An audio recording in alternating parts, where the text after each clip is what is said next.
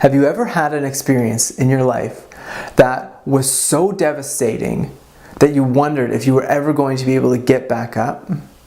Have you ever found yourself asking questions like, why is this happening to me? And what did I do to deserve this?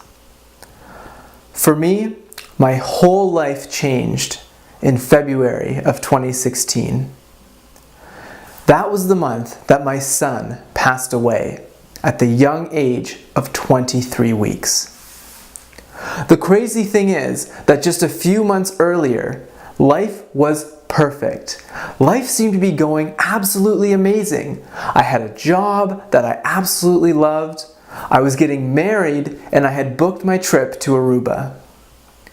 But in February, everything went wrong.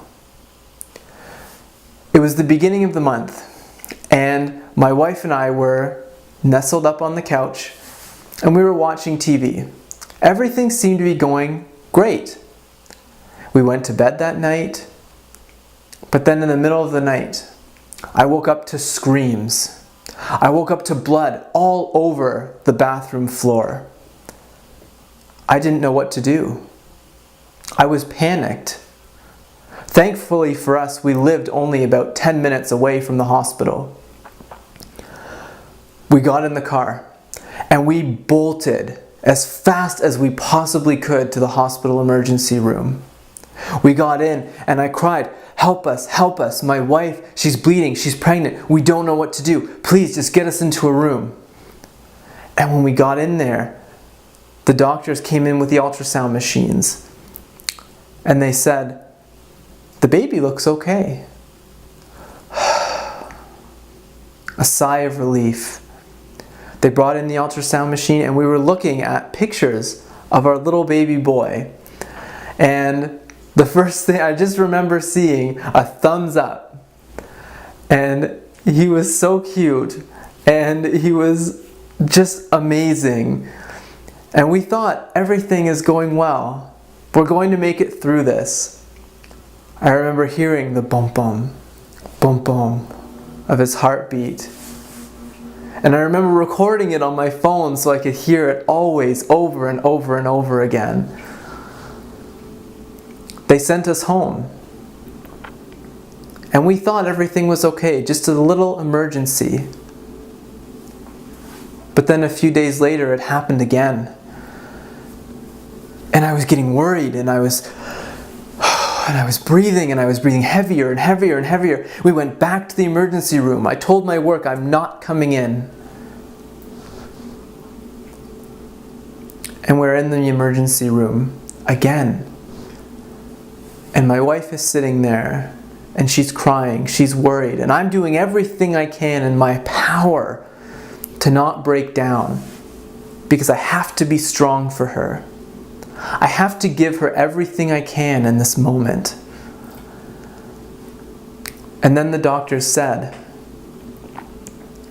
"You're in labor." He was only 23 weeks along. He didn't have lungs yet. He couldn't breathe on his own. My wife didn't really know how to take the news. And I didn't know how to take it either. How do you take that? Nobody knows how they're going to take that news until you're sitting there in the room and it's given to you. What do you do? I remember pacing around asking the questions, why is this happening? What did we do to deserve this? But the answers never came.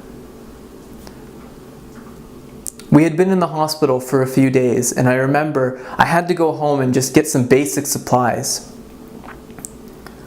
And that's when I got the text from my wife. My water just broke. I didn't have the car at the time. I had to rely on a taxi.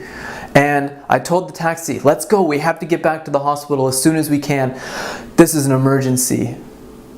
And of course, we hit every red light on the way up to the hospital because that's just Murphy's Law. If you're in a rush to get somewhere, you're going to be slowed down. But by the time I finally got to the hospital, they had already moved my wife into the delivery room. That's when we got the news. we had to go forward with pushing the baby out. Well, I said, there must be something you can do. There must be a ventilator or something that you can put him on. And they said, no, we can't do it yet. He's not mature enough yet to get to that point. We're sorry, but he's going to pass away during birth. That was the moment that my heart absolutely sank. I cried out, why can't you just find something to do? Why can't you just make it work? Our baby boy has to be born today, and he has to be alive. This was February 23rd of 2016. This was the date that my son passed away, before he even got to live a life. It was those moments that I had to ask myself, what can I give to my wife? And what can I celebrate about the life that he had? The 23 weeks that Scott had in my wife's belly. What could I celebrate? In that moment, all I could think about was giving to my wife, holding back the tears so that I could look strong for her, to be strong for her, to be strong for the both of us, because we didn't know what was going to happen next. We started focusing on celebration. What could we celebrate of the life that he had? Well, one thing, he got to be the best man at my wedding. In my wife's belly, he was standing right there next to me when we got married. What else could I celebrate? I could celebrate that he came to Aruba with us on our honeymoon. How many of you parents out there can say that you got to bring your kid on your honeymoon? It was those moments that made it hard, that made it concrete, that our little boy didn't get the chance to live the life he wanted. He didn't get the chance to achieve goals, to reach new levels, and to live his life to the fullest. It was in those moments that I got inspired to help others. To help people that have been through similar situations or worse situations overcome their fears, overcome their blocks, and help them get to that next level of success.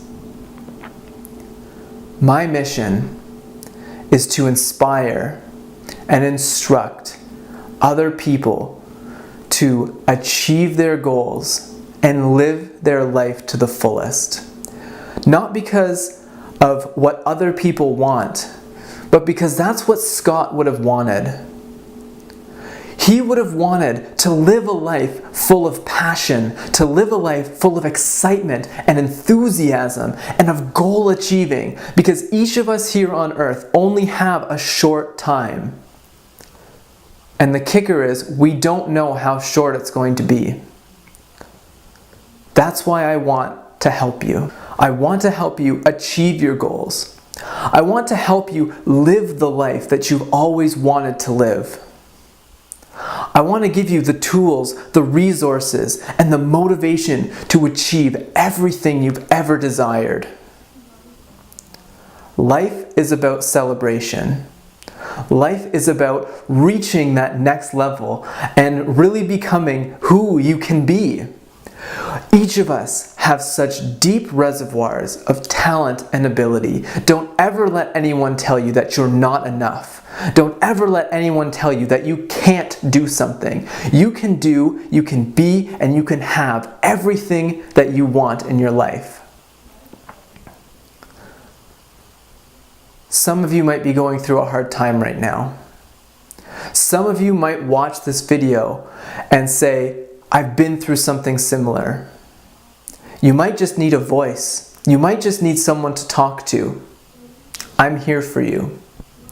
Just remember that whatever you're going through right now, you can get through it. I feel like I've been through hell and back multiple times because it wasn't just Scott. My wife and I had 3 miscarriages after Scott. We were told by a professional that we could never have kids, that we would need to have IVF in order to have a child, that we would need to do a medical procedure in order to have a child naturally. And let me tell you this, I told all those people no, because I believed that we could do it naturally, and that we could have a beautiful little baby of our own without having to go through some procedure. They looked at me like I was crazy. But guess what? I have a beautiful 1-year-old daughter now who is happy, who is full of life, who is screaming at the top of her lungs in excitement to wake up in the morning. There is no better feeling than that. The pain never goes away. The pain will always be here in your heart. But when you start to focus on what you can celebrate, and when you start to focus on pushing your life forward and pushing through the bad to get to where you want to be, you are going to achieve whatever you want. Sometimes life is going to knock you down. But if you can get up, and if you can look at life square in the face and say, I will not let you beat me, you're going to achieve greatness. You're going to live a happy life, and you're going to live your life to the fullest.